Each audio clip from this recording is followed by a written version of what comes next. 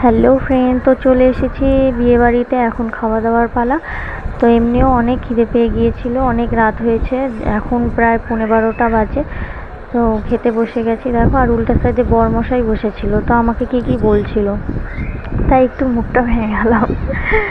যাই হোক, তো পাতে পড়ে গিয়েছে ভাত আর স্যালাড আর সাইড। তো আমি একটু সবাইকে লবণ সার্ভ করে দিলাম।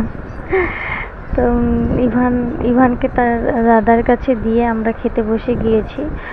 বাবা আগেই খেয়ে নিয়েছিল, তাই ওকে রেখে আমরা এসেছি খেতে। তো আমার পাতে এখন ডাল পড়ে গিয়েছে, ডাল দিয়ে ভাত মেখে খেয়ে নেব। আর ডালের সাথে ছিল ঝুরি আলু ভাজা। ডালের সঙ্গে ঝুরি আলু ভাজা খেতে সত্যি খুব ভালো লাগে। আমার তো বিয়েবাড়িতে ডালটাই সবচেয়ে বেস্ট লাগে খেতে।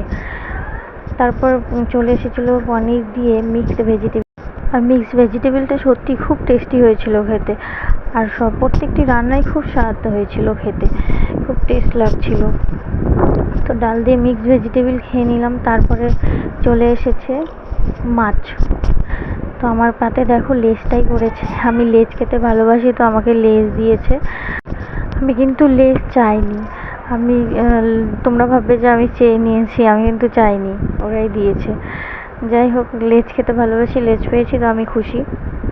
লেজ আর পেটিটাই আমি খেতে বেশি পছন্দ করি মাছের মধ্যে। তো এরপরে দেখো চলে এসেছে মাটন। তো মাটন খেতে অবশ্যই তোমরাও সকলেই ভালোবাসো, আমারও ভালো লাগে। আগে আমি মাটন খেতাম না, শুধু চিকেনটাই খেতাম, তো এখন আমি মাটন খাই। আর সবাই মিলে গল্প করতে করতে খাচ্ছিলাম, ভালোই লাগছিল, বেশ লাগছিল মোমেন্টটা। তো মাঝে মধ্যে এরকম একটু সবাই মিলে আনন্দ করলে ভালোই লাগে।